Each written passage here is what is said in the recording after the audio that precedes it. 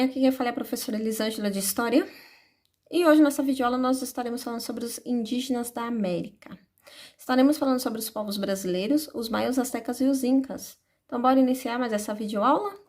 Primeiramente, antes de falar sobre essas civilizações, nós devemos falar sobre os seus antecedentes. De que forma foi que eles chegaram ao continente americano? Temos aqui, duas teorias mais aceitas pelo mundo acadêmico. A primeira, temos aqui a famosa, vamos dizer assim, saída, dos hominídeos no continente africano, e eles acabam passando pelo Estreito de Bering. Dá para vocês me acompanharem aqui, ó. Observamos aqui esses habitantes saindo. Uma parte vai acabar indo, ocupando a região da Europa, e a outra vai ir para a região da Ásia.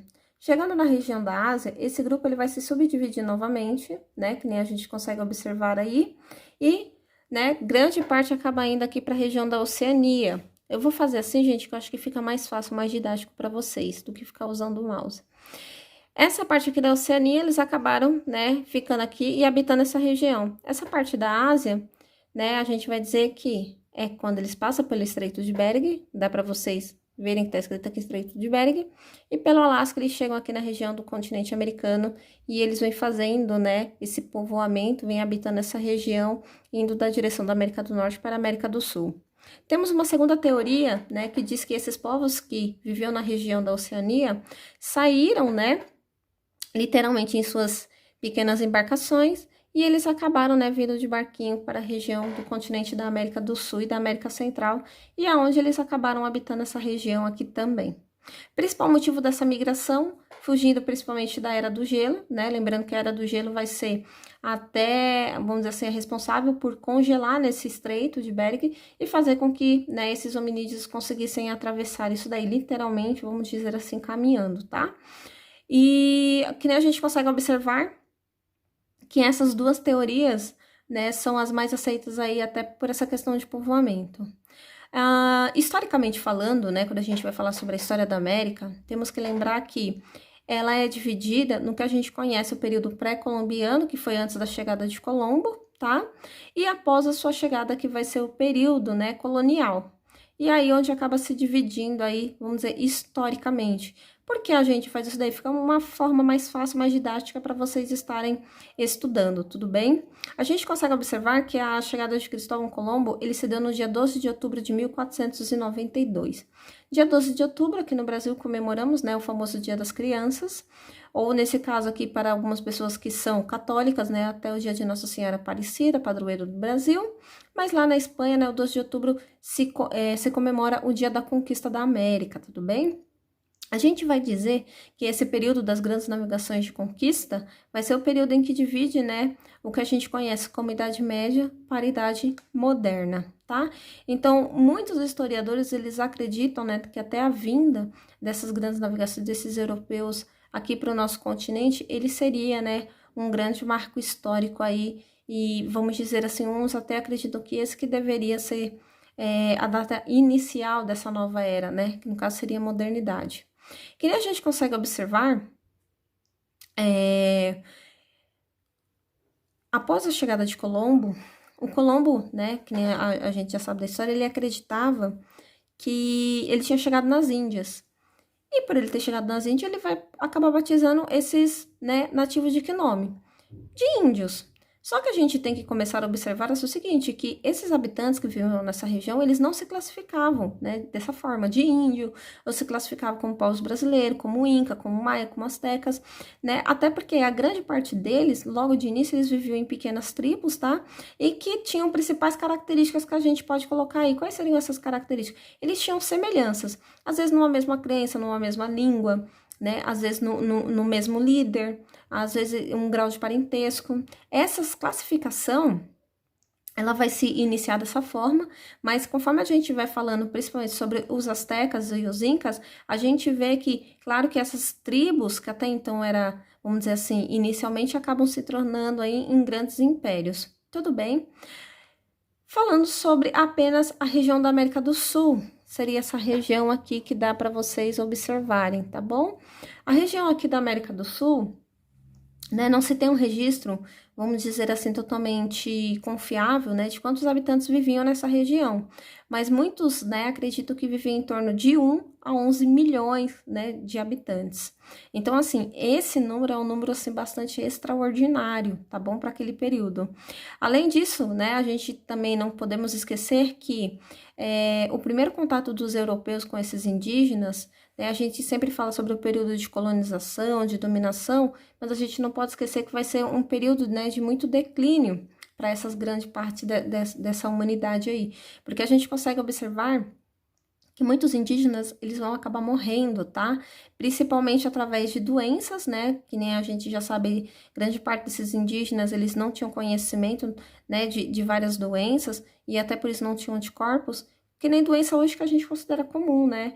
Gripe, varíola, entre outras mais aí, tá bom? Além disso, né, que eu falei para vocês, a questão da doença, muitas lutas, né, entre esses colonizadores e esses colonizados, né, acabou trazendo muita morte também. E aqueles que conseguiram sobreviver por vários, vamos dizer assim, perrengues da vida, claro que acabou sendo escravizado, tá? Então a gente consegue observar que a vinda desses europeus para o continente americano, elas teoricamente, né, ou melhor, não foram de fato nenhum benéfica para a nossa população, tá bom? Esses nativos, a gente sempre vai classificar em 3 categorias, tudo bem? A gente diz que esses povos que viviam nessa região, eles poderiam ser nômades, né? Que estariam em constante mudança, principalmente aí, viviam principalmente da caça e da coleta, né? Então, eles não tinham território fixo. Isso daí a gente pega até algumas tribos, né, brasileiras indígenas, aí até porque a gente sabe que grande parte, né, dessas tribos mais na região interiorana, elas eram bastante móveis. Temos aqui os semi-sedentários, né? O que seriam esses povos semi-sedentários? Eu posso até classificar os próprios tupis, porque eles viviam numa região, né, em que eles retiravam ali grande parte, né, da sua fonte de alimento, mas quando eles esgotavam, né, principalmente através daquela agricultura que era totalmente rudimentar, quando eles esgotavam qualquer tipo de recurso, eles acabavam fazendo o quê, né? Tendo que mudar para outras regiões com terras mais férteis. E temos, né, o famoso grupo aí sedentário, que a gente poderia, né, tá até classificando a própria população inca, em que de fato criam grandes reinos e já tinham, sim, né, vamos dizer assim, um sistema econômico mais organizado. Então, só a agricultura, né, ela era muito mais, vamos dizer assim, um pouco avançada do que a dos semi-sedentários. Tudo bem, gente? Continuando aqui, né, falando mais um pouquinho sobre essa dominação dos povos europeus. Muitos, né, acreditam que grande parte, né, desses europeus eles terem conseguido invadir o nosso território tão facilmente é porque geograficamente o nosso continente ele acabou, né, se desprendendo da grande massa, né, que no caso seria continental entre Europa, Ásia e a gente pega aí até o próprio continente africano. Então, quer dizer o quê? Que a gente ficou um continente praticamente isolado, né? O nosso continente era gigantesco, mas era isolado. E esses povos também, né, eles viviam em grande parte aí isolados. E por conta disso, né, comparado, vamos dizer aqui, século XV, a Europa ela já estava muito avançada em várias partes, assim, a gente fala principalmente em questão da tecnologia. Esses caras já conseguiam atravessar o mar Atlântico, né, e esses indígenas achavam aquilo ali totalmente inimaginável. Só que a gente não pode esquecer que essas, né, populações que viviam aqui no nosso continente, até por eles viverem isolados, tudo que eles aprenderam, né, foram sozinhos e através do erro e do acerto. Enquanto os povos que tinham maior contato social, ficava muito mais fácil de ter esse aprendizado. Claro que, né, a gente pega aí principalmente o que sobrou do Império Maia e até as grandes construções do Império Azteca, né, isso vai acabar surpreendendo muitos povos, né, conquistadores europeus, porque eles vão ver que tem muitas semelhanças com, né, civilizações que eles até então consideravam bastante desenvolvidas, tá? Continuando aqui. Eu coloquei essa imagem para vocês, que isso é algo que choca muitas pessoas, né, ainda nos dias atuais. eu gosto muito de visitar tribos indígenas, eu gosto de fazer essa vivência indígenas, e eu observo que o grupo de pessoas que tá, né, tendo aquela mesma experiência comigo, às vezes o choque que ela sente, né, o indígena, ele tá com celular, dele tá com computador, né, dele morar numa casa e não morar numa oca. A gente tem que observar assim o seguinte, que toda a humanidade, ela teve uma evolução muito grande, né, após a conquista desses europeus, desses colonizadores. E o modo de vida, né, desses indígenas acabou se mudar também. Claro que muitos ainda preservam, né, as suas características ancestrais, mas muitos já acabaram se modernizando até também como uma forma de sobrevivência, tá? Porque a gente consegue observar até nos dias atuais, que cada ano que passa, esses indígenas eles estão perdendo terras, estão perdendo identidade, não recebem ajuda financeira, né? E muitos, eles praticamente vivem em situação assim agravante, gente. Eu, particularmente, eu fui numa tribo indígena que fica aqui na região do Ubatuba, nossa, muito próximo aqui da gente que mora em São Paulo, né? Era uma situação assim de você chorar. Eles literalmente estavam passando fome, eles estavam abrindo a tribo indígena para o turismo, que era para, vamos dizer assim, eles cobrando os ingressos, eles terem dinheiro para comprar alimento. E, né, a situação era totalmente, vamos dizer assim, agravante, porque eles não podiam caçar na mata, eles não podiam extrair nada da mata, porque o IBAMA, né, protege toda a Mata Atlântica. Então, assim, eles não têm mais forma nenhuma de estar sobrevivendo, porque a gente vê que cada vez mais as leis estão cercando essas populações, tá bom? Grande parte dos conquistadores tinha uma famosa lenda, né, que era chamada do Eldorado, que iriam se encontrar, né, territórios totalmente, né, banhado a ouro, com construções de ouro, que o ouro seria muito abundante. E o que ninguém imaginava é que essas grandes civilizações, no caso dos astecas, né, quando os europeus tiveram esse primeiro contato, eles ficaram muito surpreendidos porque sim, né, eles acabaram encontrando o famoso Eldorado. Tem até um desenho que eu indico para vocês, né, que fala um pouco sobre os astecas, né, que o próprio nome do filme é chamado Eldorado. É bem interessante, né, claro que a gente tem que levar em consideração que é uma animação, mas, assim, ele acaba retratando, falando um pouco, né, sobre o cotidiano dessas populações, tá bom? A Igreja Católica, a gente vê que no século, virada do século XV, século XVI, né, a gente já consegue observar aí. Por conta da reforma protestante, a igreja ela já tinha perdido muitos fiéis. E quando começa a vir as primeiras expedições, eles acabam, né, mandando aí muitos jesuítas para essas, vamos dizer assim, para essas descobertas. E a Igreja Católica, quando ela vê que os índios eles estão sendo massacrados, né, que eles estão sendo exterminados, ela vai ficar totalmente contra esse tipo de colonização, até porque ela via, né, aqueles habitantes, vamos dizer assim, como novos fiéis para a sua igreja.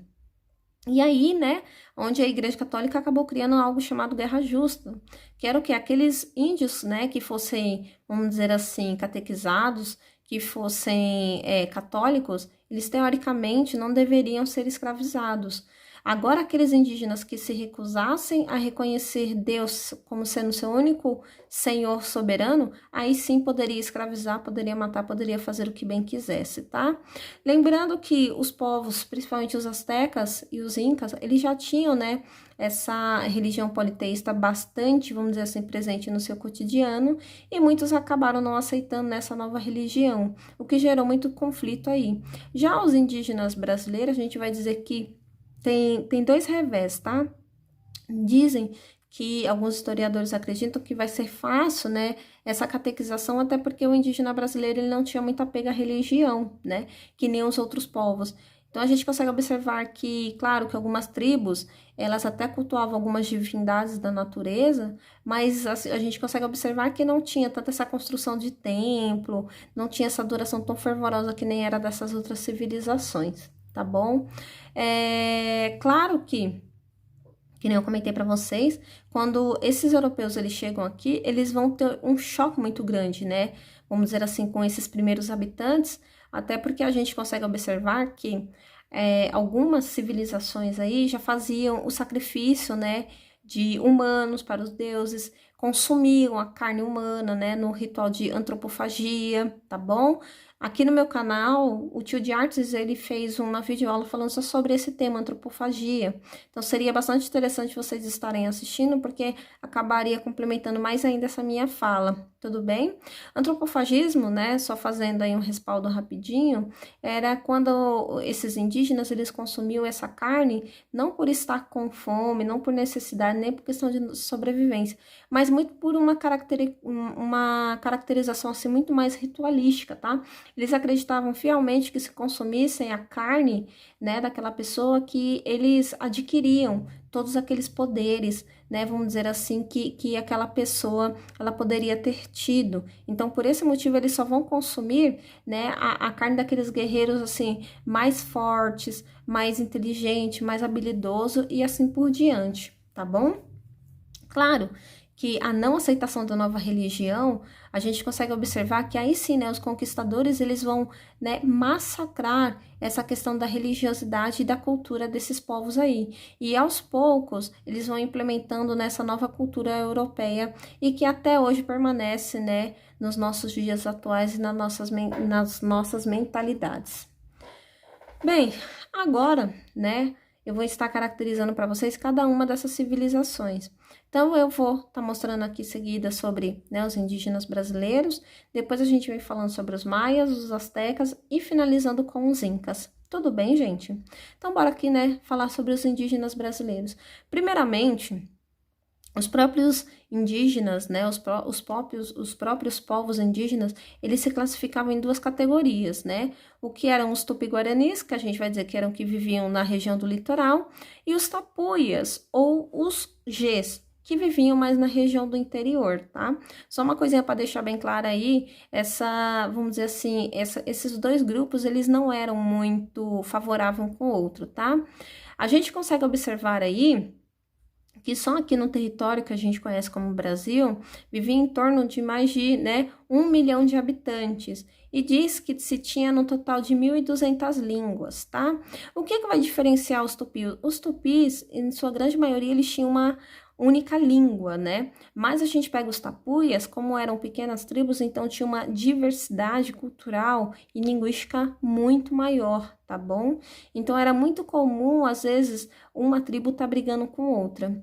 A gente vai dizer que a Carta de Peru Vaz de Caminha, ela vai ser o primeiro registro, né, da nossa história, e Peru Vaz de Caminha, ele vai ter uma maior preocupação, porque ele vai registrar tudo aquilo que ele vê no primeiro momento, né?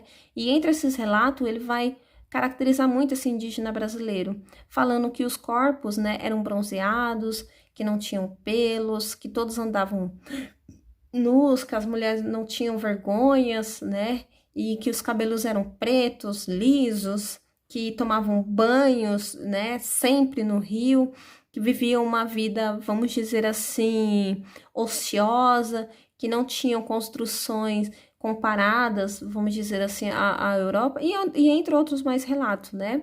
Que além dele caracterizar nossos indígenas, ele também acaba falando sobre a flora, né, e a fauna. Isso começa até a entrar no imaginário europeu como se fosse o Jardim do Éden, porque literalmente parecia que ninguém vivia no pecado, né? Parecia que era realmente o paraíso, né, terrestre, ou melhor, o paraíso, né, na terra. Que nem eu falei para vocês, né, os tupis. Por que eu vou caracterizar mais os tupis? Gente, os tupis, eles vão ser aquelas tribos que tiveram contato com os europeus e por esse motivo, né, teve um maior registro aí dessa população, tá? Uma coisa que eu quero deixar bem claro para vocês, quando a gente vai estudar as tribos indígenas, né, fica até meio difícil a gente estudar todas, porque cada uma tem uma caracterização, tá?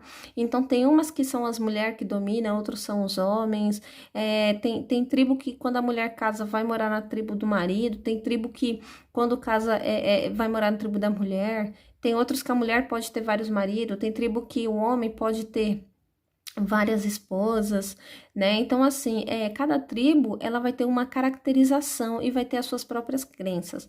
Mas aqui eu vou focar os tupis com vocês, tudo bem?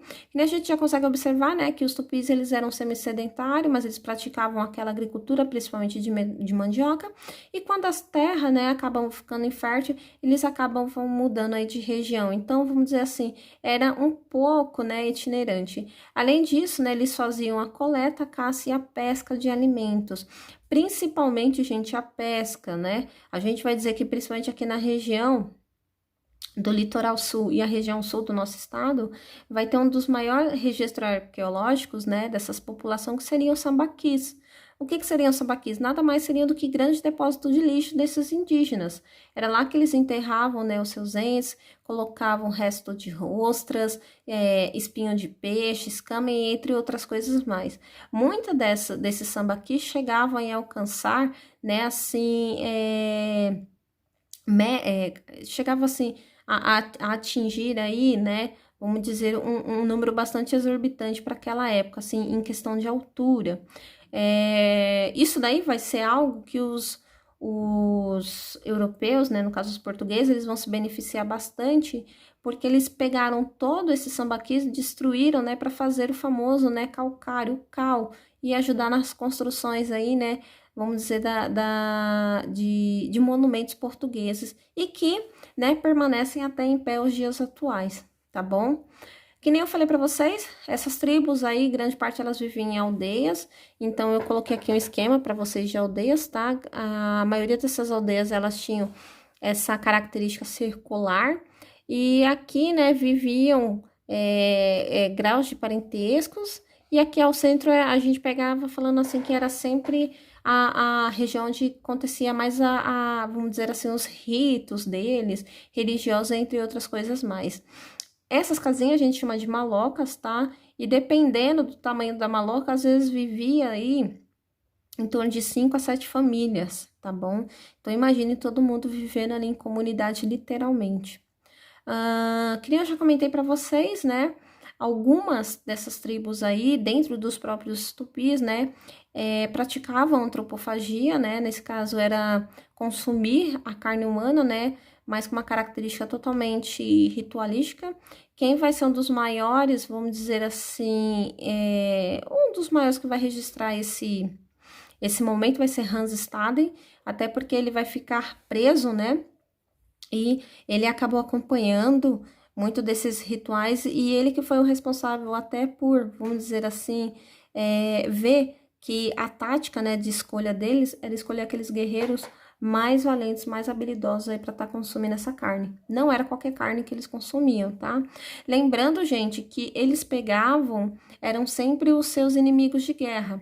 Então, aquelas pessoas, quando guerreavam, né, os indígenas brasileiros, eles não tinham esse costume de fazer escravos. Eles simplesmente, né, ou matavam ou faziam o consumo dessa carne. E quem era o responsável, né, por cuidar do tratamento, né, dessa carne, no caso, seria a mulher. Aonde acaba, vamos dizer aí, falando sobre a divisão de trabalho. A divisão do trabalho era entre homens e mulheres. E isso é tão engraçado que permanece nas características atuais da nossa sociedade. O homem, ele tinha como principal característica, né, defender a sua tribo, caçar, né, e vamos dizer assim, além de caçar, fazer a pesca, fazer construções aí dessas obras e trabalhos mais pesados. A mulher, ela ficava responsável por cuidar da criança, cuidar da agricultura, né, fazer vamos dizer assim, os objetos, né, com aquele material lá, nossa, deu um branco agora, tipo barro, né, com argila, gente, tipo fazer potes, né. Além disso, também a gente consegue observar fiação para poder fazer rede, né? E às vezes até, vamos dizer assim, ornamentos aí para estar se embelezando, tá bom? A gente também consegue observar que o indígena brasileiro, além dele não ter deixado grandes monumentos, eles também não tinham um sistema de escrita.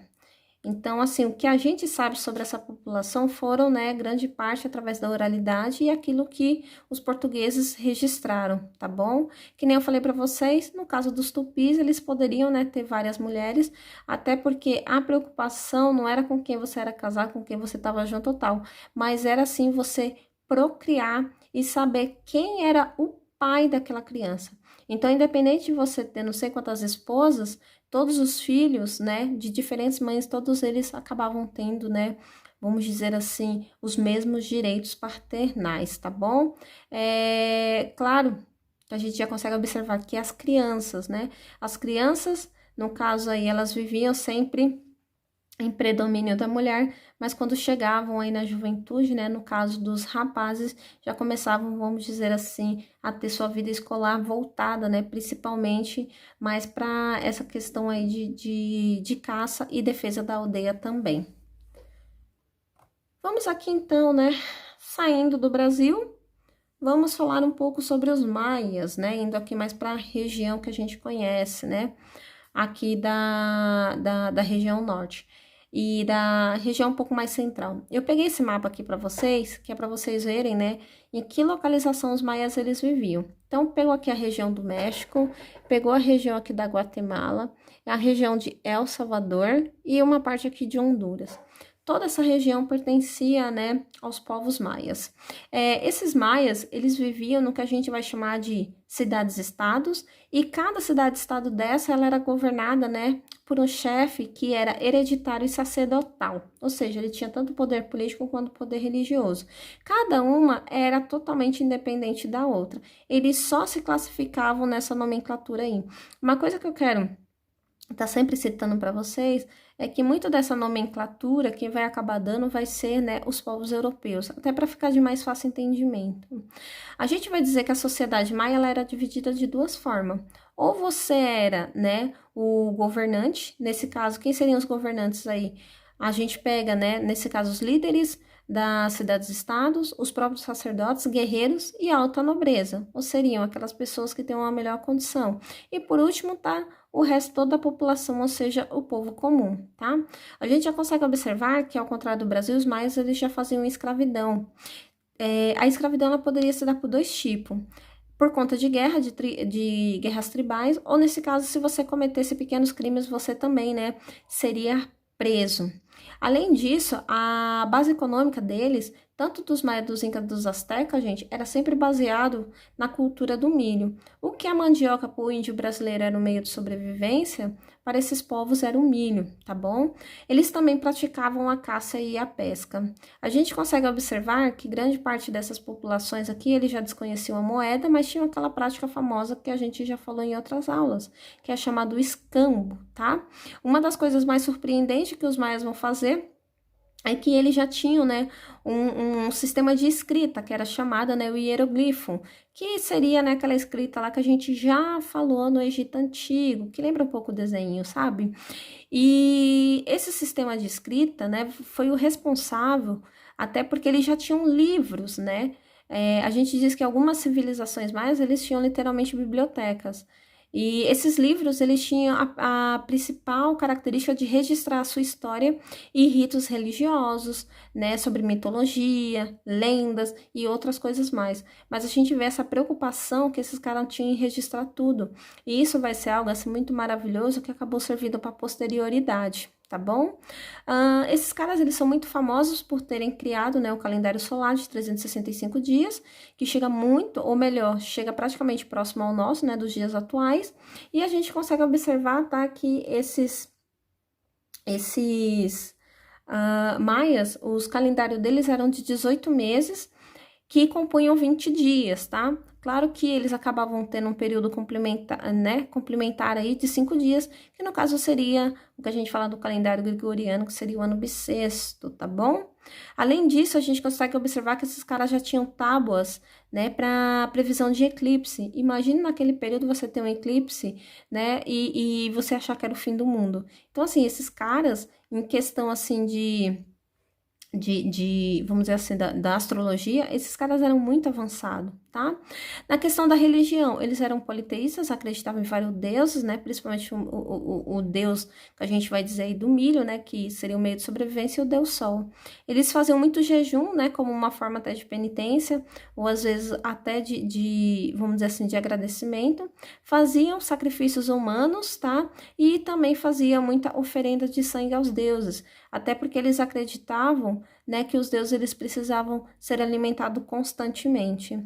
Além disso, né, a gente consegue observar que a arquitetura e as manifestações artísticas, todas elas eram voltadas para a religião. Para falar a verdade, a vida dos maias era voltada, né, 100% para a religião. Tudo que eles faziam era voltado para a religião, tá?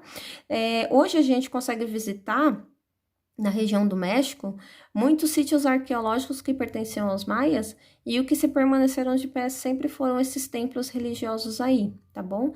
Que nem eu comentei para vocês, essas pirâmides elas chegavam até 60 metros de altura e, claro, né, qualquer um consegue fazer essa habitação, basta a gente comprar, né, uma passagem aérea para ir para lá. Mas esperem a pandemia passar, tudo bem, gente? Ao contrário das outras civilizações, né, que a gente falou dos povos brasileiros, no caso a gente vai falar dos astecas e dos incas, eles acabaram sendo, né, destruídos por conta da colonização europeia. No caso dos maias, não. Os maias, eles acabaram, vamos dizer assim, entrando em declínio no século XI e grande parte dos historiadores ainda desconhecem. Muitos acreditam que pode ter ocorrido uma epidemia, ou um período de seca, um período de fome que acabou dispersando, né, a população dessa região. Os que permaneceram, né, os remanescentes, aí sim eles foram dominados e foram massacrados pelos colonizadores. Tudo bem até aí, turma?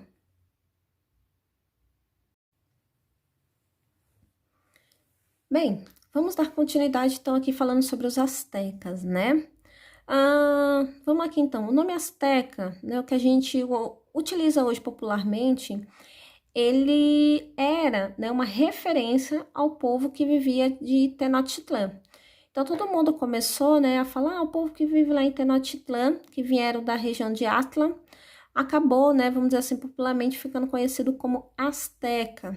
Claro que esse nome Azteca, né, de Aztlán, né, povos que viviam aí na região do México de Tenochtitlán, que hoje, né, seria a cidade do México, a capital do México, ela vai acabar sendo generalizada principalmente pelos pesquisadores, até como uma forma muito mais fácil, né, de se referir a essa população aí. Que nem eu comentei para vocês, os astecas eles vão viver, né, mais na região central, vão dominar principalmente a região do México, e a economia deles, né, vai permanecer que nem a dos maias, né, que vai ser principalmente através do milho, só que esses caras aqui, eles vão ser responsáveis por algo assim que todos nós amamos. Eu particularmente amo muito, né, que vai ser o cacau. O cacau era tão valorizado, gente, na cultura asteca, que era servido, né, eles serviam vamos dizer assim, esse fruto como uma moeda de troca no comércio. E não só por isso, né, aquela bebida que a gente conhece como achocolatado, apenas os sacerdotes, né, vamos dizer assim, a alta nobreza, ela poderia consumir porque era considerada uma bebida dos deuses, tá bom? Praticamente a pecuária ela era, né, vamos dizer assim, desconhecida pelos astecas, mas eles criavam aí cães e galinhas. Só que, gente, o cachorro não era para segurança, não era para ser animal de estimação nem nada disso. Era literalmente para poder consumir a carne, tá bom? E eles também já faziam a caça e a pesca.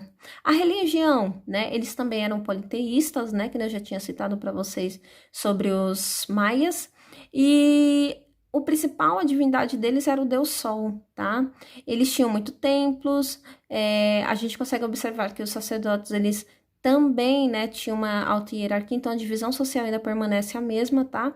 Dos maias, e eles também faziam sacrifícios humanos, mas grande parte dos sacrifícios humanos, eles utilizavam os prisioneiros de guerra, então os prisioneiros de guerra, eles tinham como principal objetivo isso daí. Uma coisa que eu quero citar para vocês, só voltando aqui, é que os maias, eles conseguiram fazer grandes construções, gente, mas isso daqui vai ser algo assim tão maravilhoso, porque eles não tinham conhecimento da roda. Então, imagine o tanto de escravo que não precisava ter até para poder, vamos dizer, levar todas aquelas pedras e fazer aqueles grandes templos, né, religiosos que estão de pé até hoje. Mas voltando aqui para os astecas, tá? A gente comentou sobre a religião. Para falar a verdade, as características entre incas e astecas, eles se assemelham bastante, tá? Quando acaba ocorrendo o declínio dos astecas, isso vai ocorrer, né, com a chegada de Hernán Cortés. Hernán Cortés, gente, quando ele vai desembarcar na região de Veracruz, esse cara vai fazer algo assim totalmente inédito. Ele vai tacar fogo em todas as suas embarcações e ele vai falar literalmente, né, para sua tripulação que ou eles dominam a região dos astecas, né, o famoso Eldorado, ou todos morreram naquela terra maldita. E que nem a gente consegue observar, a região do Azteca era uma região, assim, bastante dominante. Só que os astecas, eles tinham muitas tribos inimigas. Até porque, vamos dizer assim, eles não eram tão benevolentes, né? Então, eles cobravam altas taxas, eles exigiam demais esses territórios dominados.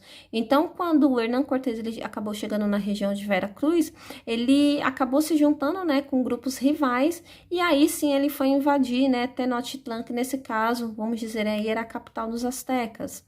Montezuma, né, que a gente consegue observar, que era vamos dizer assim, um governante da época, quando ele ficou sabendo, né, que estava vindo, né, essa expedição de colonizadores, disse que ele ficou bastante temeroso, ficou com bastante medo, até porque os astecas, eles tinham, vamos dizer assim, uma pequena previsão religiosa, que aquele ano seria, vamos dizer assim, o fim, né, da civilização asteca, e por coincidência, né, foi o período que os espanhóis acabaram chegando nessa região.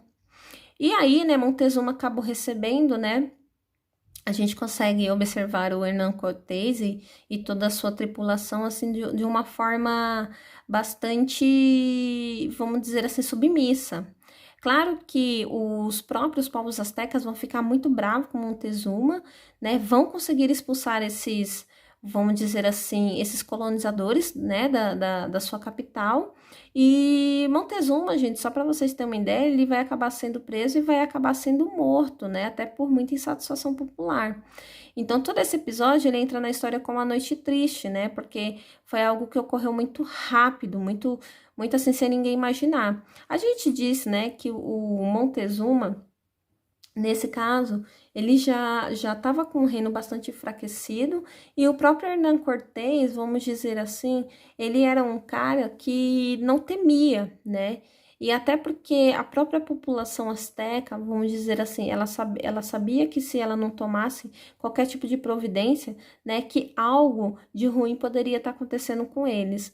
Que nem eu comentei para vocês, né, Hernán Cortés, mesmo ele fugindo de Tenochtitlan, ele acaba se reorganizando com novos aliados, né? Ele acaba aí aumentando muito o número, né, do seu exército, vamos dizer assim, né, de espanhóis e indígenas, e ele acaba, né, invadindo novamente Tenochtitlan no ano de 1521, e aí sim ele conquista, né, esse vasto território dos astecas. Eu acho que a parte mais triste dos astecas, né, foi grande parte dos seus templos terem sido destruídos. Que nem vocês estão vendo aqui na imagem, né, tem a Catedral Metropolitana, tá, do México, e essa igreja ela foi construída com as pedras que foram retiradas de templos religiosos astecas. Grande parte dos arqueólogos dizem que a cidade do México ela foi construída em cima da cidade de Tenochtitlan, e que é como se nessa região tivesse duas cidades. A cidade que a gente consegue observar na imagem e uma cidade totalmente subterrânea, né? Mas por que os europeus fizeram tanta questão de fazer isso daí? Era praticamente, né, mostrar a sua dominância, a sua superioridade, né, e dizer que o que eles temiam tanto, que eram aqueles deuses, né, tão vingativos, que nada faria, né, contra os espanhóis. Tá bom, gente? Aqui tem a bandeira do México. A bandeira do México, ela tem até um símbolo, né, que fala sobre a lenda que teria, vamos dizer assim, formado a população asteca, até porque eles eram grupos nômades e acabaram, né, chegando na região do México, porque eles encontraram, né, o símbolo, vamos dizer assim, do seu, vamos dizer assim, do seu maior deus, que nesse caso seria um gavião em cima de um cacto comendo, né, uma cobra. Então, quando eles viram essa imagem, eles sabiam que aquela terra tinha sido a terra, né, que tinha sido escolhido, né, pelos deuses para eles criarem aí, vamos dizer, a sua grande nação. Tudo bem, gente? E, finalizando, né, temos aqui os Incas. Particularmente, é a civilização que eu mais gosto, que eu mais admiro, e que eu tenho fé em Deus que um dia eu irei conhecer, né, o famoso Machu Picchu. Tudo bem, gente? Os Incas, né, eles eram um pequeno império chamado Timur, que vai florescer entre o ano de 1200 e 1465, e aí eles vão começar a fazer um processo, né, de conquista e unificação desse território. Então, que nem eu mostrei aí no mapa para vocês, o que a gente conhece como Império Inca, ele vem pegando região da Colômbia, do Equador, né, aqui a região do Peru, a gente consegue observar aqui região do México, região da Bolívia e também pegando parte aqui da Argentina. Então, né, eles eram um império unificado, tá bom? Então, tinha a figura aqui, né, de reis e imperadores, tá bom? E só que os incas, assim, eles tinham uma desvantagem muito grande, porque eles não eram, né, por mais que fosse unificado territorialmente, mas imagine assim, tinha várias etnias, né, dentro dessa dominância. Então, cada um tinha, vamos dizer assim, sua língua local, né? Tinha sua própria cultura. Claro que a língua mais predominantemente falada era o Quechua, tá bom? Os incas, eles não possuíam, né, um tipo de escrita, mas a oralidade, né, foi a principal responsável, vamos dizer assim, por repassar, né, o conhecimento, né, de seus antepassados. Só que grande parte, quando a gente vai falar um pouco sobre a história dos incas, ela fica muito confusa, porque ela faz uma mistura muito louca, tá? Entre fatos históricos, lendas, muita exaltação da figura do imperador, da figura do rei, e acaba, vamos dizer assim, sendo não uma fonte muito confiável, né? É que nem aquela famosa brincadeira do telefone sem fio. Eu começo com uma frase aqui, chega lá na frente ela já tá totalmente distorcida, tá? Diz que há registro, né, de 13 reis que governaram, mas vamos dizer assim, depois desse território unificado, tá bom, gente? Mas acredita-se que 8 desses reis aí, grande parte tenha sido apenas de lenda, que seja uma coisa assim muito mais, vamos dizer assim, mitológica, tá bom? Claro que isso daí eu tô falando desses reis, mas grande parte desse território já estava unificado. Os reis, eles não eram hereditário, tá bom? Vamos lá, deixa eu dar um exemplo. Às vezes um rei, ele... Gente, a civilização inca, ela lembra muito os egípcios. Primeiramente, o rei, ele sempre vai casar com a sua irmã, até para continuar aquela predominância, né, de sangue, vamos dizer assim, sangue puro. Ele poderia, sim, ter outras esposas, mas nesse caso, o seu herdeiro deveria vir da sua primeira esposa, que no caso era sua irmã. Se ele tivesse 10, 15, 20 filhos, não era o primeiro que ia assumir o trono. Então, esse rei, ele ia escolher entre seus filhos quem deveria sucedê-lo, tá? E aí, esse filho, quando ele sabia que ele ia pegar a coroa, ele tinha uma preocupação muito grande, porque ele tinha que conquistar território, conquistar riqueza, até porque quando o pai dele morresse, o pai não ia deixar qualquer tipo de riqueza, porque a riqueza, teoricamente, ela servia principalmente para a manutenção do corpo daquele imperador após a sua morte. Os incas, eles tinham uma prática, né, que nem os egípcios, que era de mumificação também. Então, você precisava de dinheiro, vamos dizer assim, para estar, como é que eu posso estar dizendo para vocês? Tá arcando, né, com os gastos como é que eu posso tá falando para vocês? Tipo, tá gastando com a reforma daquele corpo, por assim dizer, né? Bem de uma forma grotesca. Que nem eu comentei para vocês, e por esse motivo os incas, eles estavam fazendo muitas lutas, bastante conquistas, e eles estavam sempre em conflitos. Então, assim, foi um território, né, que dificilmente viveu em momentos de paz, tá bom?